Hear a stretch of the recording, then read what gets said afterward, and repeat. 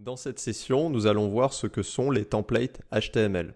Un template HTML permet de déclarer des petits morceaux de HTML qui ne seront pas chargés lorsque la page s'affichera pour la première fois, mais qui pourront être copiés, complétés et insérés dans le document grâce à du JavaScript. On pourrait parler de modules HTML. Alors, le concept de module existait déjà beaucoup dans des langages côté serveur, comme Java, PHP, mais maintenant HTML propose aussi un mécanisme similaire.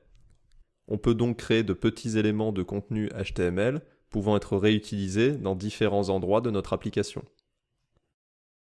Dans l'exemple ci-dessous, de la ligne 1 à la ligne 6, j'ai créé un template HTML avec comme identifiant hero template. Alors vous remarquerez l'utilisation du mot-clé template, qui est un mot-clé réservé et qui permet de déclarer des templates HTML. Dans ce template HTML, nous avons ajouté une règle CSS pour afficher les titres en vert. Et ici, nous avons un titre H1 qui contient le mot Green Lantern. Donc comme je vous le disais, pour le moment, cette page web n'afficherait rien. En effet, le template que nous avons déclaré ici a juste vocation à être manipulé en JavaScript pour être inséré ou copié à différents endroits de la page. C'est pour cela que de la ligne 8 à la ligne 18, j'ai ajouté un script pour pouvoir interagir avec mon template.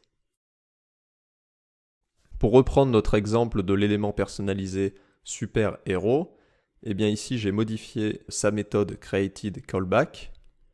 La première chose que je fais, c'est que je récupère mon template HTML grâce au JavaScript, ici en lui passant le sélecteur du template grâce à la méthode querySelector. Et j'obtiens donc à la ligne 12 une variable template qui contient mon template HTML. Ensuite, à la ligne 14, je crée une copie de mon élément template. Et enfin, j'ajoute mon template dans un shadow DOM. Donc, comme vous pouvez le voir, on commence à avoir un système d'encapsulation plutôt solide en HTML. En effet, si on combine les composants personnalisés, le shadow DOM et les templates HTML, eh bien, on peut quasiment parler de modules HTML. La seule chose qui manquerait, c'est de pouvoir importer ces modules dans des pages web, et c'est ce que nous allons voir dans la session suivante qui porte sur les imports HTML.